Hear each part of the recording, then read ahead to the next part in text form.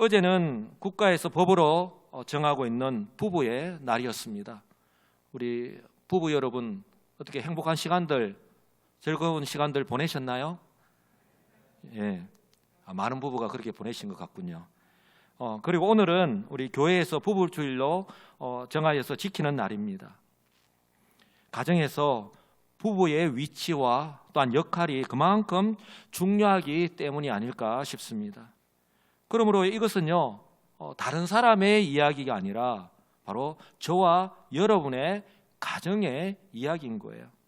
그러므로 오늘 설교를 들으시면서요, 지금 현재 우리 부부의 관계가 어떠한지, 그리고 우리 부부의 모습이 우리의 자녀들에게 어떠한 영향을 주고 있는지를 한번 돌아볼 수 있기를 원합니다. 그래서요, 지금보다 좀 더 화목한 가정, 행복한 가정의 모습으로 나아가기 위해서 성경은 뭐라고 말씀하고 있는지, 성경에서 말씀하고 있는 바람직한 그 가정의 모습을 회복하기 위해서 지금 나에게 필요한 것이 무엇인지, 그리고 어떻게 해야 하는지 한번 돌아보시는 그런 기회로 삼을 수 있기를 주님의 이름으로 간절히 축복합니다. 여러분들도 잘 알다시피 가정은요, 하나님으로부터 시작되었습니다. 아담과 하와 두 사람이 부부가 되면서 가정은 시작되었습니다. 그렇다면 이 두 사람을 만드신 분이 누구시죠? 누가 이 두 사람을 만드셨죠? 예, 하나님이십니다. 이 두 사람을 부부가 되게 하신 분 역시 바로 하나님이십니다. 하나님께서 이 두 사람을 만드시고 두 사람의 주례자가 되어서 첫 번째 결혼을 하게 하시고 첫 번째 가정을 허락하신 겁니다. 가정은 이렇게 하나님으로부터 시작된 거예요.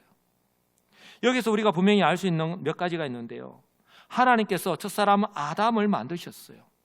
아담에게 많은 특권을 주셨죠. 그런데요, 우리 하나님 보실 때에 아담 혼자 있는 것이, 아담 혼자 사는 것이 하나님 보실 때에 좋지 않게 보였어요. 성경은 그렇게 말씀합니다. 너무 외로워 보이고 또 혼자서는 부족해 보였기 때문에 바로 돕는 배필로서 인격적으로 동등한 위치에 있는 아내를 만드셨어요. 아담은 우위에 있고 하와 아내는 아래에 있는 사람이 아니라 인격적으로 동등한 위치에 있는, 마치 사람 인자처럼. 여러분, 사람 인자 이렇게 썼잖아요. 내가 부족한 부분을 나의 배우자가 채워주는 겁니다. 나의 연약한 부분을 바로 나의 배우자가, 아내가 도와주는 거예요. 내가 힘들 때에 사람 인자처럼 받쳐주는 거예요. 이것이 가정입니다. 이것이 부부이고요, 가족이고 가정입니다. 그런데 현실은 어떻습니까? 가슴 아픈 이야기지만 저와 여러분이 직면한, 우리가 살아가고 있는 그런 현실이기 때문에 말씀을 드리는데요, 오늘날 정말 많은 부부 사이에 얼마나 많은 문제가 일어나고 있습니까? 그런데 그렇게 일어나고 있는 원인이, 저는 이런 부부의 원리를 모르거나 또한 그런 인정하지 않기 때문이 아닐까 싶습니다. 지난 3월에 통계청에서 발표한 자료인데요, 작년 한 해의 이혼 건수가 재작년에 비해서 줄어들기는 했지만 10만 2천 건이라고 합니다. 이 통계 수치는요, 경제적으로 볼 때의 선진국이라고 이렇게 부르는 OECD 가운데에 9위에 해당되는 수치고요, 아시아에서는 1위입니다. 또 요즘 트렌드가 어떻습니까? 결혼은 필수가 아닌 시대가 되었고요, 심지어 결혼하지 않고 아이를 가질 수 있다는 이런 비정상적인, 비성경적인 인식들이 점차 늘어나고 있는 추세입니다. 그런데 이렇게 이혼을 많이 하고 있는데 이혼 사유 가운데 절대 다수가 무엇인지 잘 아시죠? 예, 성격 차이입니다. 이처럼 겉으로 드러나는 것은 성격 차이입니다. 그런데 결혼할 때 성격 차이 다 알고 결혼하셨잖아요. 그런데 성경적인 관점으로 볼 때에 저는요, 이것이 근본적인 이유라고 생각하는데요, 바로 하나님께서 창조하신 부부의 차이, 즉 남편과 아내의 역할과 기능의 차이를 이해하지 못하거나 또한 인정하지 않기 때문에 일어나는 일이라고 생각을 합니다. 그렇기 때문에 시대에 따라서 가치관이 변화하는 것이죠. 가정보다는, 가족보다는 자기 자신의 개인의 행복과 더 자유가 더 중요하기 때문에 이런 가치관의 변화가 일어난 것이죠. 그래서 이전에 제 부모 세대도 그렇습니다. 그 이전에 우리 부모 세대는 어땠습니까? 남편과 그렇게 많이 싸우고 남편과 그렇게 맞지 않더라도 자녀들 때문에 우리의 가정을 지키기 위해서 참았습니다. 참고 살았습니다. 그러니 또 가정이 회복되기도 했죠. 그런데 지금은 어떻습니까? 더 이상 참지 않는 것이죠. 내가 왜 참고 살아야 하느냐 하는 것이죠. 이것이 이 시대의 사회적 가치관이 되어버린 것입니다. 저와 아내는 결혼한 지 26년이 지났는데요, 목사 부부입니다. 저와 아내가 같은 게 많을까요? 다른 것이 많을까요? 처음 결혼할 때 그것을 알고 결혼했을까요? 모르고 결혼했을까요? 예, 다 알고 결혼했습니다. 그러면 저와 아내는 부부싸움을 하지 않을까요? 정말 많이 합니다. 워낙에 차이 나는 게 많거든요. 성격부터 시작해서 자녀 교육에 이르기까지 달라도 너무 다르다는 것을 저는 처음부터 알았고 결혼하고서부터 지금까지 계속해서 경험하고 있습니다. 돌아보면 정말 싸우기도 정말 많이 싸웠는데요. 그런데요, 저희는 결혼하고부터 지금까지 서로 존댓말을 이렇게 사용하고 있습니다. 그러니 싸울 때도 서로 존댓말로 싸웁니다. 여보, 당신은 어떻게 나에게 그렇게 이야기할 수 있어요? 예를 든다면 이렇게 싸웁니다. 근데 지금도 가끔은 이렇게 말다툼을 하지만 싸우기도 하지만요. 그러나 지금은 이 26년간의 학습 효과로 서로의 다름을 인정하려고 부단히 노력하고 있습니다. 그리고 이해하려고 하고 또 서로의 역할과 기능을 존중해 주기 위해서 정말 많이 노력하고 있습니다. 그런데 여러분, 이거 아십니까? 부부가 싸우면요, 가장 큰 영향을 받는 것이 누구입니까? 자녀들이잖아요. 눈치를 봐야 합니다. 또한 누구에게로 불통이 뛸 줄 모르니 긴장을 해야 되죠. 어떻게 해야 할지 몰라서 당황하는 이 자녀들에게 그저 미안할 뿐입니다. 좀 전에 우리 장로님 기도하셨지만 지금 사회에 문제가 일어나는 대부분의 가정들이 바로 이런 사회적 가치관의 변화로 이혼하는 가정들이 점차 늘어나고 있기 때문에 부부가 서로의 다름을 인정하면서 그럼에도 불구하고 행복하게 이루어가지고 자라나는 그렇게 자녀들이 자라나서 사회적 구성원이 될 때와, 그런데 그런 사랑을 받지 못하고 이렇게 이혼 가정이 늘어나는 그 가운데서 그 자녀들이 사회적 구성원이 될 때는 그것이 현실로 그대로 나타나고 있거든요. 지금 예배를 드리고 있는 우리 성도들 가운데는요, 결혼을 한 지 1년이 된 신혼부부부터 시작해서 50년이 훌쩍 넘은 부부에 이르기까지 정말 다양합니다. 근데 여러분들의 삶은 어떻습니까? 서로 이해하고 서로의 다름을 인정하고 그렇게 사랑하면서 살아가고 계십니까? 바라기는요, 1년차 부부처럼 씌워진 콩깍지가 벗겨지지 않든지, 아니면 이미 벗겨졌다면 오늘 말씀처럼 서로의 다름을 이해하고 또한 인정하시고 오히려 서로의 부족한 부분을 돕는 역할을 하시면서 그렇게 화목한 가정, 우리 하나님께서 기뻐하시는 그런 가정이 되시기를 주님의 이름으로 간절히 축복합니다. 근데 이것이 저절로 이루어지느냐? 그렇지 않잖아요. 여기에 필요한 것이 있습니다. 많은 것들이 있을 수 있지만 가장 필요한 것 한번 따라서 할까요? 사랑입니다. 사랑입니다. 예, 혹시 지금 예배를 드릴 때 옆에 우리 남편과 아내가 함께 지금 예배를 드리고 있다면 한번 손을 지그시 한번 잡아주시고 한번 바라보시면서 이렇게 한번 고백해 볼까요? 사랑합니다. 사랑합니다. 예, 오늘 아침에 나오실 때 아마 사랑합니다라고 고백했던 부부도 아마 있을 수 있습니다. 여러분, 하나님께서 주례자가 되어서 아담과 하와를 결혼시킬 때에 이 신랑 아담에게 하나님께서 신부 하와의 손을 잡고 이렇게 이끌어 오실 때에, 데리고 오실 때에 그 아담의 모습을 한번 상상해 보셨습니까? 신랑 아담이 저기 서 있습니다.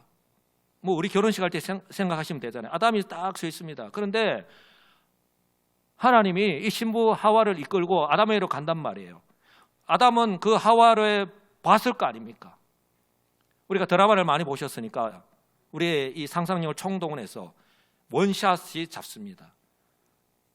아버지가 그 아내의 손을 잡고 들어올 때 원샷 잡아줍니다. 동시에 그 앞에 서 있는 그 모습을 지켜보는 그 아담을 원샷으로 잡아줍니다. 그런데 그 아담의 모습이 어땠을까요?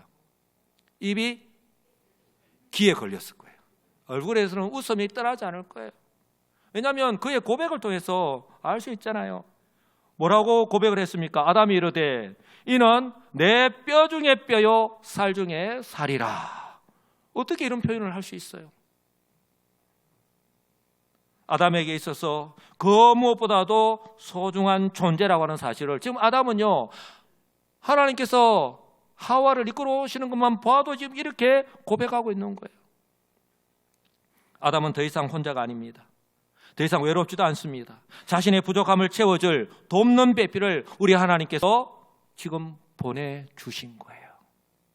이것이 가정입니다. 그러니 지금 아담의 눈에는요, 오직 하와만 보입니다. 오직 아담의 마음에는요, 오직 하와만이 지금 자리 잡고 있는 거예요.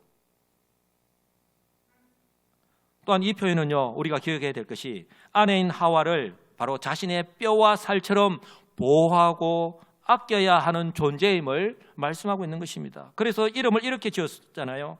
이것을 남자에게서 취하였은즉 여자라 부르리라 하니라. 아멘. 그럼 무엇을 의미합니까? 서로 뗄래야 뗄 수 없는 관계. 바로 부부는 한 몸이라는 거예요. 여기서 남자에게서 취하였은즉 여자라 부른다라고 했는데 이 히브리어 원어만 봐도 알 수 있어요. 히브리어 원어를 보면 이 남자를 뭐라고 부르냐면 이시라고 부릅니다. 아주 좋은 거 하나 가르쳐 드릴게요. 한번 따라서 할까요? 이시. 예, 이시.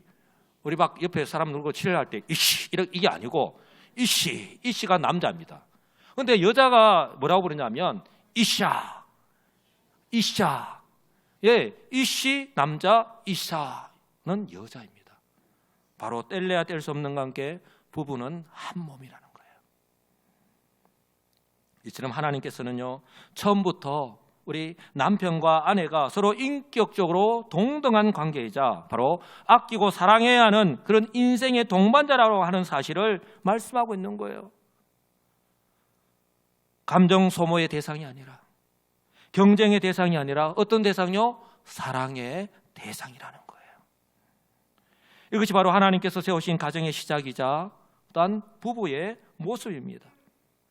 그런데 이렇게 시작된, 하나님으로부터 시작된, 하나님이 세우신 이 아담과 하와 부부가 행복하게 그 하나님의 말씀대로 순종하면서 잘 살았다라고 그렇게 결론 지으면 얼마나 좋겠습니까? 근데 성경은 그렇게 말씀하지 않잖아요. 성경은 아무리 하나님께서 직접 세우신 가정이라 할지라도, 목사님이 주례하는 가정이라 할지라도 그 부부가 서로 돌아볼 시간이 없을 정도로, 대화할 시간이 없을 정도로 바쁘다든지, 아니면 부부의 관심이 서로 다른 데 있거나, 이도 아니면 하나님의 말씀을 기억하지 못하거나 확신하지 못할 때에 얼마든지 언제든지 사단 마귀의 시험에 빠질 수밖에 없다라고 하는 사실을 우리에게 분명하게 말씀하고 있는 것입니다. 만약에요, 아담과 하와가 하나님께서 그들에게 하신 말씀을 기억하고 또한 확신하였더라면 사단 마귀의 그 거짓말과 유혹에 넘어가지 않았을 것입니다. 죄가 세상에 들어오지도 않았을 것입니다. 그러나 현실은 어땠습니까? 아내인 하와가 하나님 말씀을 확신하지 못하였기 때문에, 또한 그 마음 가운데에 하나님과 같아지려고 하는 그런 교만한 마음이 있었기 때문에 이러한 사단 마귀의 유혹에 넘어가고 만 것입니다. 더욱이 남편인 아담이 이 아내의 행동을 보고서 하나님께서 하신 말씀에서 벗어난 이 불순종하는 것이라는 사실을 알았음에도 불구하고 어떻게 했죠? 바로 잡았습니까? 교정하지 않았잖아요. 바로 아내를 따라서, 이것이 아내를 사랑하는 것인 줄 알고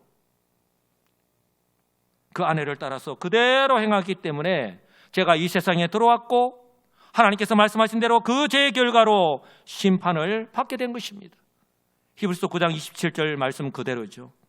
한 번 죽는 것은 사람에게 정한 것이요 그 후에는 심판이 있으리니. 아멘. 한 번 죽는 것은 사람에게 정한 것이랬습니다. 한 번 죽는 것, 이 세상에 태어난 사람이 죽지 않는 사람은 아무도 없잖아요. 우리가 지난주에도 우리가 2건의 장례식이 있었는데요. 바로 한 번 죽는 것, 육체의 죽음을 의미합니다. 세상에서 별세라고 하잖아요. 세상과 이별하는 것. 이렇게 부르는 것처럼 모든 사람들이 이 세상에서 살다가 죽는 육신의 죽음을 의미합니다. 여러분, 이 죽음을 피할 수 있는 사람은 아무도 없습니다. 그런데 세상 사람들이 그렇게 믿고 있고 그렇게 인식하고 지금 살아가고 있는 것처럼 이렇게 죽음으로 끝나버린다면 얼마나 좋겠습니까? 근데 성경은요, 그렇게 말씀하지 않습니다. 뭐라고 말씀하죠? 그 후에는 심판이 있으리니. 바로 하나님의 심판이 있다라고 말씀합니다. 여기서 말하는 이 심판은요, 우리 주님께서 재림하실 때에 이루어질 영원한 심판을 의미합니다. 바로 성경에서 말씀하고 있는 것처럼 우리 주님께서 재림하시면요, 죽은 자들이나 산 자들이나 다 부활합니다. 그때 죽은 자들은 우리가 생명의 부활로, 우리 불신자들은요 영원한 사망의 이 부활로 일어나서 천국에서의 영생과 또한 지옥에서의 영원한 영벌로 이렇게 나눠지게 되는 거예요. 근데 저와 여러분들이 많은 우리의 이웃들에게, 우리 불신 이웃들에게 복음을 전하고 있지만 대부분의 우리 사람들은 어떻습니까? 모르거나 믿지 않습니다. 믿지 않으려고 하죠. 그러나 그들이 믿지 않고 또한 그들이 인정하지 않는다라고 하더라도 여러분, 진리가 사라지지는 않는 거예요. 그때는 반드시 올 것이고 그때 후회하면 늦는다라고 하는 것을 성경은 우리에게 분명하게 말씀하고 있잖아요. 부자와 거지 나사로의 예를 통해서도 우리에게 분명하게 말씀을 합니다. 그러므로 오늘이라고 하는 우리에게 주어진 이 시간, 우리가 이 땅 가운데서 발을 디디고 살아가는, 숨을 쉬면서 살아가는 지금 이 시간이 우리에게 주어진 기회인 거예요. 이것이 바로 교회가 존재하는 이유이고 구원받은 저와 여러분들에게 복음을 전해야 되는 사명이 주어진 이유라고 하는 사실을 여러분 꼭 기억할 수 있기를 바랍니다. 근데 성경은요, 이처럼 하나님의 심판을 받아서 영원히 죽을 수밖에 없는 존재를 그냥 내버려 두시지 않잖아요. 하나님의 작전 가운데에 그 섭리를 따라서 독생자 예수 그리스도를 통해서, 즉 우리 하나님께서 인간의 몸을 입고 직접 세상에 오셨습니다. 그리고 십자가에서 죽으셨습니다. 그리고 그 문제를 해결하셨잖아요. 여러분, 하나님이 어떤 분이시죠? 영원하신 분입니다. 전능하신 하나님이십니다. 말씀으로 이 세상을 창조하셨잖아요. 그런 전능하신 분이 인간이 이렇게 죄를 지었는데 어떻게 다르게 해결하실 수도 있는데, 그런데 우리 공의 하나님이시기 때문에 하나님께서 직접 인간의 몸을 입고 십자가에서 죽으셔야지만이 이 문제를 해결할 수 있으시기 때문에, 그 죄의 문제를 해결할 수 있으시기 때문에 바로 성육신하신 예수님께서 십자가에서 죽으신 거예요. 그래서 모든 죄의 문제를 해결하신 것입니다. 이러한 하나님의 구원을요, 에베소서에서 이렇게 말씀합니다. 곧 창세전에 그리스도 안에서, 바로 이 하나님의 구원 역사 어느 날 갑자기 이루어지신 것이 아니라 언제 또 어떤 방법을 통해서 해결하신다라고 하는 것을 분명하게 말씀합니다. 곧 창세전에 그리스도 안에서 우리를 택하사 우리로 사랑 안에서 그 앞에 거룩하고 흠이 없게 하시려고 그 기쁘신 뜻대로 우리를 예정하사 예수 그리스도로 말미암아 자기의 아들들이 되게 하셨다라고 말씀을 합니다. 이처럼 인간의 구원은요, 어느 날 갑자기 이루어지신 것이 아니라 영원하신 하나님의 섭리 가운데에 이루어진 것입니다. 믿으시기 바랍니다. 이처럼 전적인 하나님의 은혜로 그리스도 안에서 구원받은 성도들, 바로 저와 여러분들입니다. 저와 여러분들에게 어떤 특권이 주어졌죠? 바로 죄로부터 구원받음과 동시에 또 한 가지, 천국에서의 영원한 생명을 수여하게 된 하나님의 백성이 되었다라고 하는 사실을 믿으시기 바랍니다.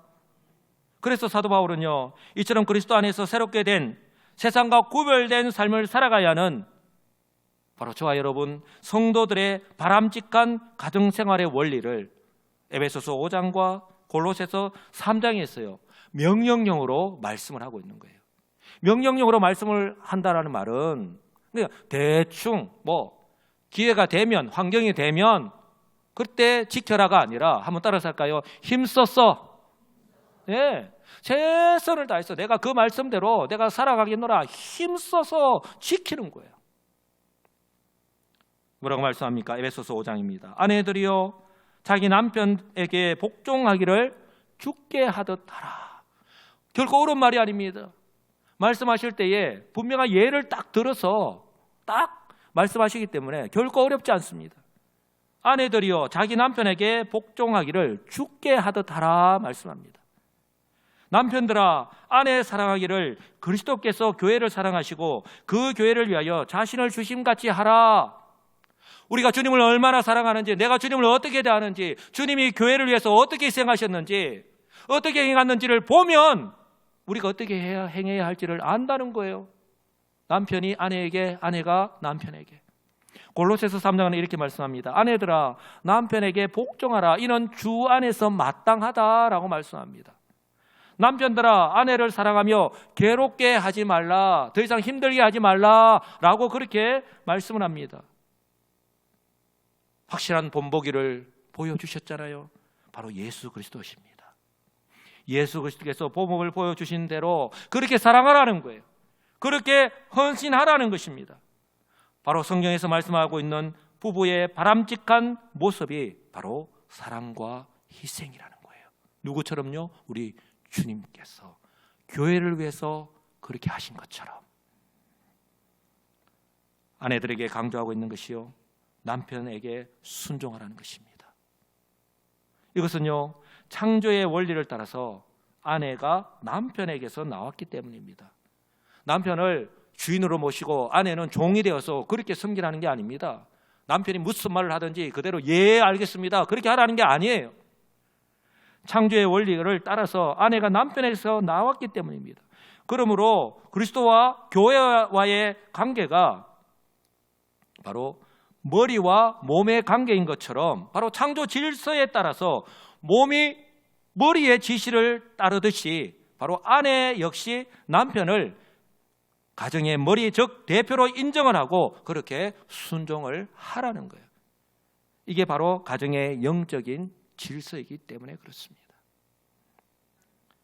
그리고 성경은요, 남편들에게 강조하고 있는 것이 바로 아내를 사랑하라는 것입니다. 그 당시의 사회가 어땠습니까? 여자를 경시하고 천하게 여기는 그런 사회적 분위기였잖아요. 그래서요, 유대인 남자는 아침에 기도를 할 때에 이렇게 기도를 했다고 합니다. 이방인과 종, 그리고 여자로 태어나지 않은 것에 감사합니다. 이렇게 기도를 했다는 거예요. 그리고 헬라인 철학자 데모스테네스는요, 아내는 자녀를 낳고 가정 관리인으로 필요하다라고 이렇게 비인격적인 이런 비성경적인 말을 하였을 정도입니다. 이게 그 당시에 1세기 당시에 바로 사회적인 분위기였습니다. 그러니 그 당시에 아내들의 이 사회적 지위와 역할이 이 남편들, 남자들과 얼마나 대조적이고 비인격적으로 이 대우를 받으면서 살아가고 있었는가 하는 것을 우리가 충분히 알 수 있는 거예요. 그렇기 때문에 오늘 바울이 명령하고 있는, 바울이 이제 그리스도 안에서 거듭난 이 성도들, 가정을 이루고 있는 부부가 이렇게 남편이 아내를 사랑하라는 말은요, 먼저는 남편이 아내를 자신과 동일한 인격체로 여기고 존중하라는 의미이기 때문에 그 당시에 이런 사회적 가치관, 통념, 이런 사회적 분위기에 역행하는 것이거든요. 이게 센세이션이 일어날 수밖에 없는 거예요. 더욱이 아내에 대한 이 사랑을요, 그리스도의 이 교회에 대한 사랑에 비유하고 있습니다. 그리스도의 이 교회에 대한 사랑이 어땠습니까? 비이기적이고 무조건적이고 희생적인 사랑이잖아요. 그런데 실상은 어땠죠? 그 당시의 사람들의 모습은 이기적이고 조건적이고 희생하기를 싫어하잖아요. 그러니 아내에 대한 이 사랑은요, 한마디로 표현하면 언제나 어디서나 어떤 상황에서든지 자신의 아내를 자신의 몸과 같이, 자신의 몸을 아끼듯이 그렇게 사랑하라는 것입니다. 그런데 이것을 다 알고 있지만 중요한 것은 이것이 마음만으로, 의지만으로 되지 않는다는 사실이죠. 그렇기 때문에 하나님의 도우심을 받아야 합니다. 그 방법이 바로, 한번 따라서 할까요? 하나님께 기도하는 것입니다. 아멘이십니까? 예. 하나님의 도우심을 받을 때 나는 할 수 없으되 우리 하나님께서 나를 그렇게 변화시켜 주실 줄 믿습니다. 나는 할 수 없지만 하나님은 하실 수 있는 거예요. 그래서요, 우리가 사랑할 만한 이유를 찾는 것이 아니라 사랑할 만한 조건을 찾지 마시고 주님처럼 사랑할 수 있도록, 주님처럼 사랑할 수 있는 마음을 달라고 한번 기도해 보시기 바랍니다. 그렇다면 나의 마음을, 나의 죄와 형편을 잘 아시는 하나님께서 나의 마음을 그렇게 변화시켜 주실 줄 믿습니다. 여러분, 미워하면 한번 미워해 보셨잖아요. 이 분이 안 가라앉히잖아요. 분이 가라앉히지 않으면 어떻습니까? 계속해서 업되어 있잖아요. 그러면요, 내가 제대로 분이 가라앉지 않기 때문에 기도가 안 됩니다. 한번 말씀을 읽어보십시오. 한번 기도해 보십시오. 기도가 됩니까? 기도의 문이 막히잖아요. 말씀이 눈에 들어오지 않잖아요. 그러면요, 내 속에 기쁨이 없습니다. 기쁨이 없으면 어떻습니까? 또 화가 나는 거예요. 계속해서 악순환이 반복되는 거예요. 그런데 하나님께 내어놓고, 하나님, 나는 안 됩니다. 하나님, 제 마음을 아시잖아요. 주의 성령께서 내 마음을 사로잡아 주옵소서. 그렇게 기도하면 사랑할 만한 조건을, 용서할 만한 조건을 찾는 것이 아니라 우리 주님께서 무조건적으로, 비이기적으로 그렇게 희생하듯이, 교회를 위해서 희생하였듯이 우리도 나도 모르는 사이에 하나님께서 우리에게 그런 마음을 주실 줄 믿습니다. 그래서 성경 우리에게 이렇게 말씀하잖아요. 아무것도 염려하지 말고 오직 모든 일에 기도와 간구로 너희 구할 것을 감사함으로 하나님께 아뢰라. 하나님께서 그대로 이루어 주실 것이기 때문에 감사함으로 하나님께 아뢰라. 그리하면 모든 지각에 뛰어난 하나님, 여러분, 우리의 인간의, 내가 아무리 공부를 많이 하고 내가 아무리 아는 것이 많고 아무리 똑똑하다 하더라도 자신의 지식과 경험과 자신의 이 머리의 테두리 안에 하나님을 가두지 마시기 바랍니다. 하나님은 천지를 창조하신 하나님이십니다. 그리고 지금도 이 우주를 운행하고 계시잖아요. 이렇게 모든 지각에 뛰어난 그 하나님께서 우리의 마음 가운데에 평안한 마음, 평강을 허락해 주실 줄 믿습니다. 그렇게 말씀하잖아요. 모든 지각에 뛰어난 그 하나님께서 우리 마음 가운데 평안함을 허락해 주셨습니다. 바로 그리스도 예수 안에서 너희 마음과 생각을 지켜주신다라고 말씀합니다. 어디로 튈지 모르는 이 분을 가라앉지 못해서 도저히 참지 못한 하나님께서 우리 마음 가운데 평안함을 주십니다. 하나님께서는요, 이처럼 우리의 가정에서 가장 가까운 부부는 물론이고 우리의 자녀들 사이에서, 또한 우리의 직장에서 우리 동료들과 때로는 말다툼을 하고 일 때문에 다툴 때도 있잖아요. 그리고 우리 교회에서 우리 성도들과의 관계 속에서 때로는 말 한마디 때문에, 그런 어떤 모습들 때문에 오해할 때가 있잖아요. 이처럼 우리가 예기치 못한 그런 어떤 문제가 발생할 수 있습니다. 그럴 때 우리가 세상의 방법을 따르는 것이 아니라 바로 성도로서 주님께서 우리에게 몸을 보여주신 것처럼, 우리에게 말씀하고 있는 것처럼 성도인 저와 여러분이 어떻게 해야 하는지 그 방법과 결과까지 다 이렇게 준비해 놓으신 것입니다. 그리고 우리에게 말씀하고 있습니다. 사랑하는 성도 여러분, 지금 현재의 상황 속에서 견디기가 정말 어렵고 힘들다고 해서 우리가요, 내 마음대로 하거나 그리고 포기해서는 안 되는 이유가 여기에 있습니다. 아마 그 내용은 다양할 수 있습니다. 그 문제가 건강 때문일 수도 있고요, 물질 때문일 수도 있고요, 또 사람들과의 관계 때문일 수도 있고요, 그리고 말하기 어려운 여러 가지 문제일 수도 있습니다. 그런데요, 우리 주님은 다 아십니다. 우리가 어떠한 마음을 가지고 있는지, 어떠한 문제 때문에 고민하고 있는지, 잠을 못 자고 분을 참지 못해서 그렇게 괴로워하고 있는지 우리 주님은 다 아십니다. 왜요? 우리 하나님께서 우리를 구원하셨기 때문입니다. 우리 하나님께서 우리를 구원하셨습니다. 이 말은 무엇을 의미합니까? 바로 우리의 삶의 주인은 더 이상 우리 자신이 아니라 주님이시라는 것입니다. 그러므로 우리에게는 우리의 인생을 마음대로 할 수 있는, 그리고 마음대로 포기할 수 있는 권리가 없습니다. 다만 우리에게는요, 하나님께 믿음으로 기도할 수 있는 특권이 주어졌습니다. 할렐루야. 믿지 않는 세상 사람들에게는 이 기도의 특권이 없습니다. 누구든지 내 이름으로 구하는 것을 하나님께서 다 받은 줄 믿으라고 했잖아요. 바로 예수 그리스도께서 십자가상에서 다 이루셨기 때문입니다.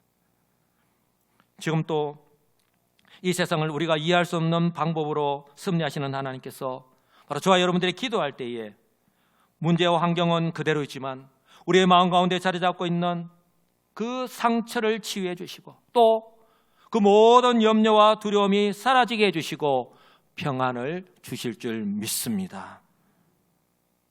바라기는요, 이 은혜를 우리 자신은 물론이고 부부관계와 또 가정이 그렇게 회복되는 그런 기적의 역사를 목도하면서 살아가시는 우리 복된 우리 성도님들 다 되시기를 주님의 이름으로 축복합니다. 이 말씀을 드리고 설교를 마무리하고자 합니다. 복음서를 통해서 만나는 베드로는요, 12명, 예수님의 그 12명의 제자 중에 그 누구보다도 혈기가 왕성하였고 그러다 보니 그 누구보다도 실수도 많이 하였고 시행착오도 많이 겪었습니다. 그런데요, 사도행전과 또한 그의 서신서를 만나는 베드로는요, 완전히 다른 사람입니다. 도대체 그 사이에 무슨 일이 있었기에, 어떤 일이 있었기에 이렇게 변화되었을까요?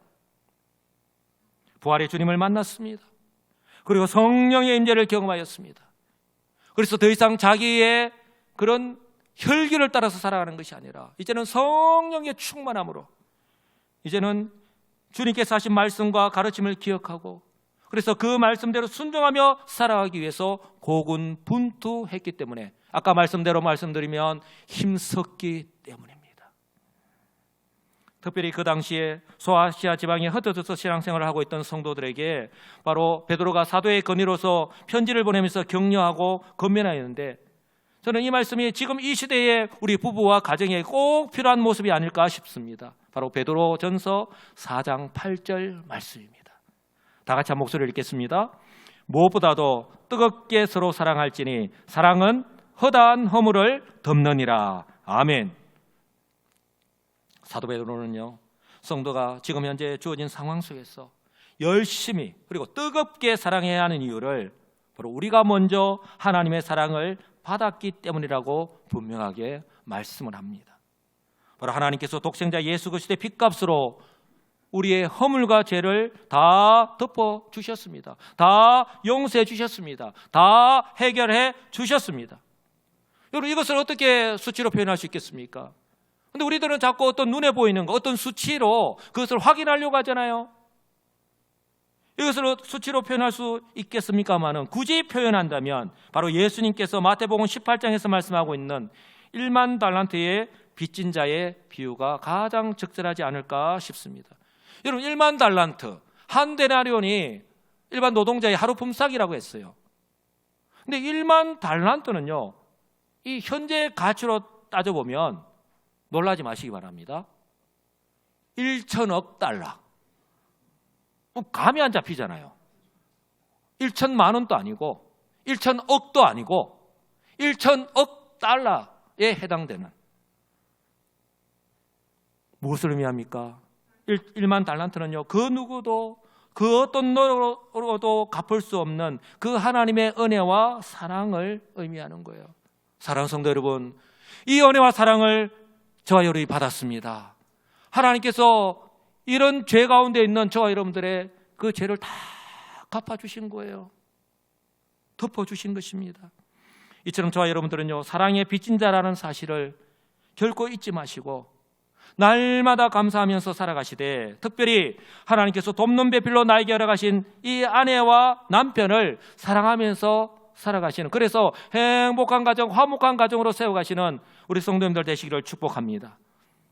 여러분, 천리길도 한 걸음 붙으라는 말이 있죠.